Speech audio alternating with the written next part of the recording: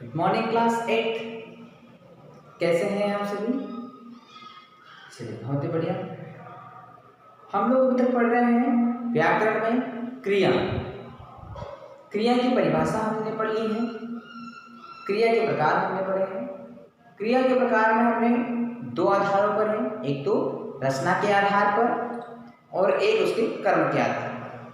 कर्म के आधार पर क्रिया के प्रकार हम कल पढ़ चुके हैं। पहला है अकर्मक क्रिया, दूसरा सकर्मक क्रिया। ये हमने कर्म के आधार पर पढ़े हैं। जहाँ पर कर्म की प्रधानता नहीं होती वहाँ अकर्मक क्रिया होती है, और जहाँ कर्म की प्रधानता होती है वहाँ सकर्मक क्रिया होती है। सकर्मक के भी हमने दो प्रकार पढ़े थे, एक कर्मक क्रिया और द्विकर्मक क्रिया। जहाँ जिस क्रिया में एक कर्म होता है उसे हम एक कर्मक क्रिया कहते हैं। जिस क्रिया में दो कर्म होते हैं या दो से अधिक कर्म होते हैं वहाँ द्विकर्मक क्रिया हो जाती है। तो इस तरह से हमने कल पढ़ा था। आज हम रचना के आधार पर क्रिया के प्रकार पढ़ेंगे। तो सबसे पहले है सामान्य क्रिया, संयुक्त क्रिया, नाम धातु क्रिया, प्रेरणार्थक क्रिया और पूर्णकालिक क्रिया। यह 5 प्रकार हैं रचना के आधार पर क्रिया के, जिन्हें आज हम पढ़ रहे हैं। चलिए तो शुरू करते हैं। सामान्य क्रिया। सामान्य क्रिया की परिभाषा है जब क्रिया एक पद में हो उसे सामान्य क्रिया कहते हैं। अर्थात उस वाक्य में, उस पद में कहीं भी योजक शब्द नहीं आ रहे हों, या क्रिया एक से अधिक नहीं हो रही हो, या कर्म एक से अधिक नहीं हो रहा हो, या संज्ञा एक से अधिक नहीं हो रही हो, तब उसे हम सरल क्रिया कहते हैं या सामान्य क्रिया कहते हैं। जहाँ पर कर्ता एक हो, कर्म एक हो, क्रिया एक हो, वहाँ सरल क्रिया भी होती है, सामान्य क्रिया होती है, और पद बहुत ज़्यादा बड़ा नहीं होता है, ठीक है, और पद कहीं योजक शब्दों से जुड़ करके नहीं बना होता है। तो जैसे उदाहरण मान के चले, माला बाजार गई है, ठीक है, माला बाजार गई, माला हो गया कर्ता, कर्म, बाजार हमारा कर्म है, गई मतलब जाना, क्रिया हो गई, ठीक है। तो यहाँ पर कर्ता है, कर्म है और क्रिया है, 3 शब्द प्रधान है। यह आम का पेड़ है, ठीक है, पेड़ हमारा, उसके बाद में है मतलब क्रिया है वर्तमान वाली, ठीक है। तो यहाँ पर यह आम का पेड़ है, आम हमारा कर्म हो गया, यह संज्ञा के रूप में विशेषण उसके बारे में बता रहा है। इसमें क्रिया का एक पद है, अतः यह सामान्य क्रिया है, ठीक है। तो इस तरह से हमारी सामान्य क्रिया हो गई। अब संयुक्त क्रिया देखते हैं। संयुक्त क्रिया क्या होती है? जब 2 या 2 से अधिक क्रियाओं से बने क्रियापद एक क्रिया के रूप में प्रयोग किए जाते हैं उसे संयुक्त क्रिया कहते हैं, है ना। अब कोई हमारे पास क्रियापद है, कोई वाक्य है जहां पर किसी शब्द में एक से अधिक क्रियाएं आ जाती है, उसे हम संयुक्त क्रिया कहते हैं। एक ही क्रिया से और भी क्रियाएं बन रही हो तब वहां हमारा संयुक्त क्रिया हो जाता है। जैसे उदाहरण पढ़ते हैं, बड़ी कुर्सी बना रहा है, बड़ी कुर्सी बना रहा है। एक और उदाहरण, रूपम नाच रही है। अब बना रहा है, हमारे पास एक शब्द आ गया, बना रहा है ना। मतलब बना मतलब बनाना क्रिया है, किसी चीज को बनाना क्रिया है। रहा, रहा मतलब रहना एक क्रिया है एक क्रिया है। तो यहाँ पर एक ही वाक्य में, एक ही शब्दांश में या एक ही क्रियापद में 3 क्रिया आ गई। पहला बनाना, दूसरा रहना और तीसरा है, ठीक है। मतलब रहा है, काम चल रहा है, तो ये भी एक क्रिया है। मतलब यहाँ पर संयुक्त क्रिया हो चुकी है। रूपम नाच रही है, नाचना एक क्रिया है, रहना एक क्रिया है कि वह काम चल रहा है, कौन सा वाला, नाचने का, तो नाचना क्रिया है, ठीक है, और रहा है ही क्रिया है। तो यहाँ पर 2 क्रियाएं हो जा रही है, तो यह हमारी संयुक्त क्रिया के रूप में आएगा। ठीक है। चलिए अगला है नाम धातु क्रिया।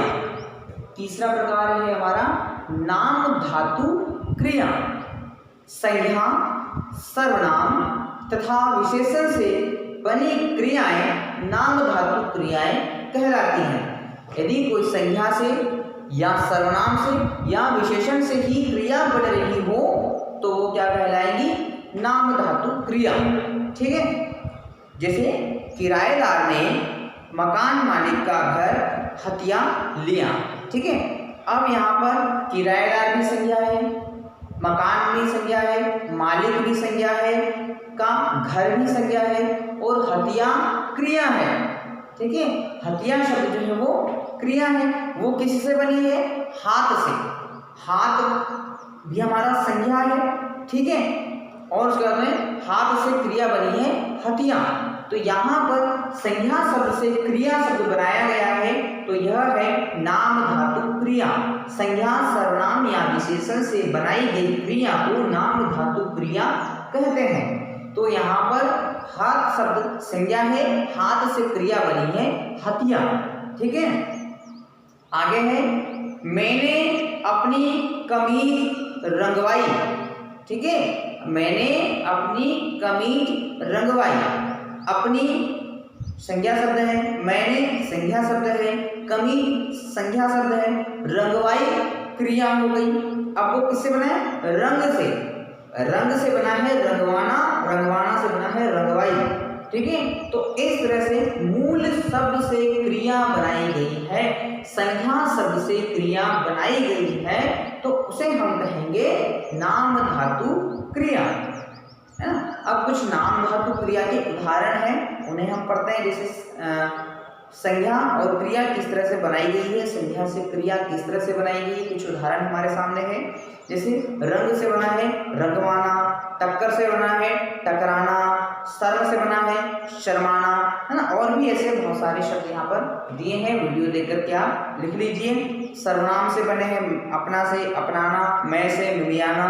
विशेषण से बना है गर्म विशेषण होता है ना, तो उसे विशेषण से गर्म से गर्माना, लंगड़ा से लंगड़ाना। इस तरह की क्रियाएं बनी हैं जिनको आप वीडियो देख करके पढ़ लेंगे। चौथी क्रिया है हमारी प्रेरणार्थक क्रिया।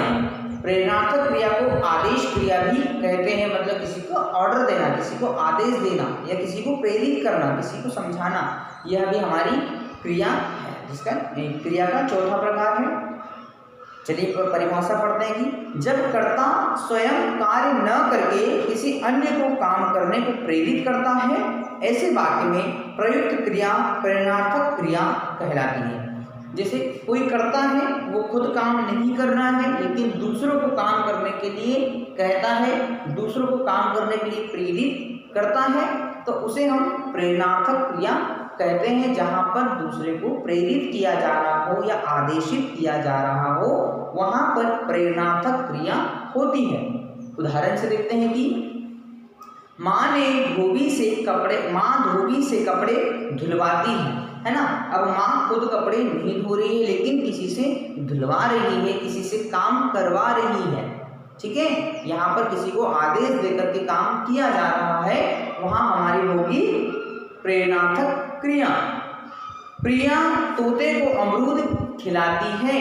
अब प्रिया खुद अमरूद नहीं खा रही है लेकिन वो तोते को खिला रही है, मतलब किसी और से खाने की क्रिया करवा रही है। ठीक है। खाना एक क्रिया है लेकिन काम किसी और से करवाया जा रहा है, तोते से खाने की क्रिया करवाई जा रही है, तो यहाँ पर क्या होगा? प्रेरणार्थक क्रिया, है ना। अब प्रेरणार्थक क्रिया के भी दो भेद होते हैं, दो प्रकार के होते हैं। एक प्रथम प्रेरणार्थक और दूसरा है द्वितीय प्रेरणार्थक ना। प्रथम में क्या होता है कि इसमें आ शब्द जोड़ दिया जाता है, क्रिया जो दी उसमें आ शब्द जोड़ दिया। जैसे पढ़ तो उसको क्या बनाया? पढ़ाया। सो उसका सुलाया। लिख का लिखवाया, है ना। जैसे लिखना है तो लिखना किसी और से कहा हुआ है तो उसको लिखवाया शब्द आ गया, है ना। सोना है, खुद से सो रहे हैं तो सोना हो गया, लेकिन किसी और ने आकर के सुलाया है तो वो सुलाया शब्द बन गया, है ना। तो आ जोड़ करके भी हम क्रिया बना सकते हैं। ये प्रथम रूप होगा क्रिया का, प्रथम प्रेरणार्थक क्रिया होगी जिसमें हम आ जोड़ करके बनाएंगे। और द्वितीय प्रेरणार्थक में वा शब्द जोड़ देंगे। वा जोड़ देने से वो द्वितीय प्रेरणार्थक क्रिया बन जाती है। ठीक है, जैसे पढ़वाया, लिखवाया, बरवाया, है ना, इस तरह से वह द्वितीय प्रेरणार्थक क्रिया का रूप ले लेती है। चलिए अगला है पूर्वकालिक क्रिया, है ना, जो क्रियाएं पूर्ण हो चुकी हैं, जैसे पूर्वकालिक क्रियाएं, है ना, जैसे जो क्रिया मुख्य क्रिया से पहले होती है उसे पूर्वकालिक क्रिया कहते हैं। पूर्वकालिक क्रिया में अधिकतर क्रिया के साथ कर जुड़ा होता है। अब जो क्रिया मुख्य क्रिया से पहले होती है ना, कोई मुख्य क्रिया है, उससे पहले कोई क्रिया हो चुकी है तो उसे हम पूर्वकालिक क्रिया कहते हैं। मतलब एक क्रिया हो चुकी है, एक हो रही है ना। यहाँ से समझेंगे कि या तो एक क्रिया पहले हो चुकी है, उसके बाद कोई दूसरी क्रिया हुई है, तो वहाँ पर दो क्रियाएं आ जाती हैं। उदाहरण से समझ लें कि बच्चा रो कर सो गया, है ना। बच्चा रो कर मतलब रोने की क्रिया पहले हुई, उसके बाद में फिर रोने की क्रिया हुई, मतलब कंटिन्यू वो रो रहा था तो रोने की क्रिया से वो सो गया। पहला रो कर, ठीक है, ये एक क्रिया होगी रोना। फिर दूसरी क्रिया कौन सी? सोने की, ठीक है, नींद आने की क्रिया भी है, ठीक है। रो कर सो गया। अब सोने से पहले वो रोया था, है ना। एक क्रिया से पहले दूसरी क्रिया हुई थी, ठीक है, कि मुख्य क्रिया कौन सी थी? सोना, ठीक है, उसका मुख्य उद्देश्य क्या था? सोने का, वो सो गया, लेकिन सोने से पहले क्या किया? रोया था। एक क्रिया और हुई है पहले, तो उसको हम क्या कहेंगे? पूर्वकालिक क्रिया, कि एक मुख्य क्रिया से पहले कोई क्रिया हुई है, उसे पूर्वकालिक क्रिया कहते हैं। एक और उदाहरण देखते हैं कि रानी पढ़कर खेलने गई। अब रानी खेलने तो गई है, लेकिन उससे पहले भी कोई काम करके गई है ना। उसने पहले पढ़ाई की थी, उसके बाद वो खेलने गई है, तो दो क्रियाएं हुई है ना। एक तो पहले पढ़ने की क्रिया हुई, दूसरी खेलने की क्रिया हुई, लेकिन हुई कब है? एक के बाद एक क्रिया हुई है। पहले पढ़ने की क्रिया, फिर खेलने की क्रिया, ठीक है, दो क्रियाएं हुई है, लेकिन पूर्वकालिक क्रिया है ना। एक क्रिया से पहले कोई दूसरी क्रिया हुई है तो उसको हम पूर्वकालिक क्रिया कहते हैं। पूर्वकालिक क्रिया तभी कहते हैं जब कोई मुख्य क्रिया से पहले कोई क्रिया हुई हो, तब हम इन्हें कहते हैं। ठीक है, चलिए तो आज हम इतना ही पढ़ते हैं क्रिया में और इस पार्ट को खत्म करते हैं। कल फिर नया चैप्टर हम शुरू करेंगे। तब तक आज जो भी पढ़ाया है उसको आप अपनी कॉपी में उतार लेंगे। ठीक है, थैंक यू।